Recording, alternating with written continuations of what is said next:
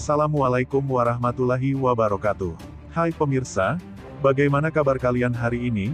Semoga selalu diberikan kesehatan, dan saya doakan kalian hari ini dimudahkan rezekinya, dan yang sakit semoga segera diangkat penyakitnya amin. Teka-teki bercak darah di baju Yosef di kasus Subang akhirnya terjawab. Namun sebelum kita bahas mohon dukung channel ini, dengan cara tekan tombol like dan subscribe, biar kami lebih semangat menyajikan berita-berita terupdate. Kalau sudah mari kita lanjut.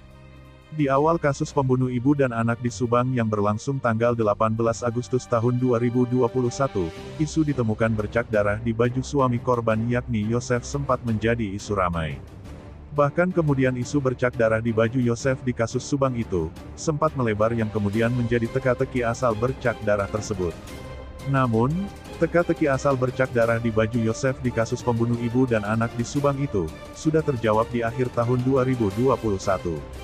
Isu ditemukan bercak darah di baju Yosef, sempat menjadi ramai di awal kasus pembunuh ibu dan anak dan menjadi spekulasi di ranah publik, termasuk netizen. Bahkan kemudian berkembang terlalu melebar yang menjadi pemberitaan yang dinilai hoaks.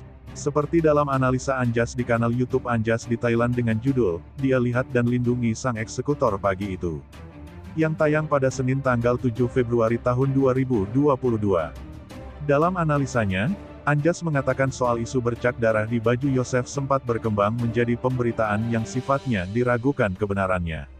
Sebab ada sejumlah media massa yang memberitakan soal bercak darah di bagian belakang jaket merah yang digunakan Yosef terkait kasus pembunuh ibu dan anak di Subang. Padahal, menurut Anjas, dilihat dari jejak digital, yang pertama mengeluarkan keterangan soal adanya bercak darah di baju saksi adalah Kapolres Subang yakni AKBP Sumarni. Kepada wartawan Kapolres Sumarni menyatakan ditemukan bercak darah di baju salah satu saksi. Ada beberapa data yang simpang siur. Tapi benarkah? Tapi faktanya dari jejak digital pernyataan Kapolres Subang adalah bukan jaket merah tapi di baju saksi, tutur Anjas. Hal itu juga sudah diklarifikasi Yosef di salah satu stasiun televisi, bahwa saat itu dia tidak sadar di baju yang dikenakannya ada bercak hambar-hambar di bagian kerah bajunya. Saya gak tahu karena paniknya saat tiba di TKP rumah dalam kondisi berantakan dan ada bercak darah, tutur Yosef. Yosef kemudian lari ke depan rumah TKP dan menghampiri Ujang petugas kebersihan jalan yang saat itu ada di pinggir jalan di depan TKP. Setelah meminta tolong Mang Ujang untuk melihat TKP, Yosef kemudian melaporkannya ke Polsek Jalan Cagak. Namun, sebelum ke kantor Polsek Jalan Cagak, Yosef menghampiri kakak almarhum Tuti, dan menceritakan apa yang dilihatnya di TKP. Di sini aku menangkap dari jejak digital tidak ada keterangan bercak darah di jaket merah, Kapolres sebut di baju salah satu saksi, papar Anjas. Sebenarnya soal tipikal bercak darah yang ditemukan di baju Yosef apakah terkait dengan kasus pembunuh ibu dan anak di Subang, menurut Anjas bisa diketahui dengan ilmu pengetahuan, seperti otopsi, laboratorium. Menurutnya, dengan tipikal percikan darah seperti itu apakah berasal dari senjata ataukah tipikal dari air dari kamar mandi saat membersihkan terkena itu, ataukah ada tipikal lainnya, misal percikan darah dari darah korban kasus Subang. Menurut Anjas, semua bisa diketahui melalui pemeriksaan laboratorium.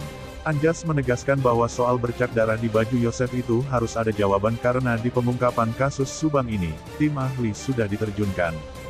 Namun, hingga saat ini belum ada indikasi bercikan darah itu untuk merujuk ke alat bukti, salah satunya keterangan ahli yang melakukan pemeriksaan laboratorium, yang bisa jadi surat sebagai alat bukti. Namun ternyata teka-teki ini kemudian terjawab di akhir tahun 2021. Saat itu Polda Jabar merilis sketsa foto terduga kasus pembunuh ibu dan anak di Subang tanggal 29 Desember tahun 2021. Sketsa foto terduga kasus Subang tampak samping dan belakang itu kemudian sudah disebar dan masuk dalam daftar pencarian orang atau DPO. Saat merilis sketsa terduga pelaku kasus Subang pada tanggal 29 Desember tahun 2021, Direktur Reserse Kriminal Umum, Ditreskrimum Polda Jabar, Kombes Pol Yani Sudarto, mengatakan, tim penyidik belum menemukan dua alat bukti yang bisa mengarahkan kepada tersangkanya. Pengakuan Polda Jabar ini cukup mengejutkan publik, mengingat dalam pengungkapan kasus Subang ini sebanyak 69 saksi sudah diperiksa, 5 kali olah TKP, 2 kali otopsi, serta melibatkan 7 saksi ahli. Dari apa yang telah dilakukan tim penyidik serta upaya-upaya berbasis ilmiah, ternyata belum juga bisa menemukan dua alat bukti yang bisa mengarahkan kepada tersangka kasus pembunuh ibu dan anak di Subang tersebut. Itu juga membuktikan bahwa bercak darah di baju Yosef tidak terkait dengan kasus pembunuh ibu dan anak di Subang.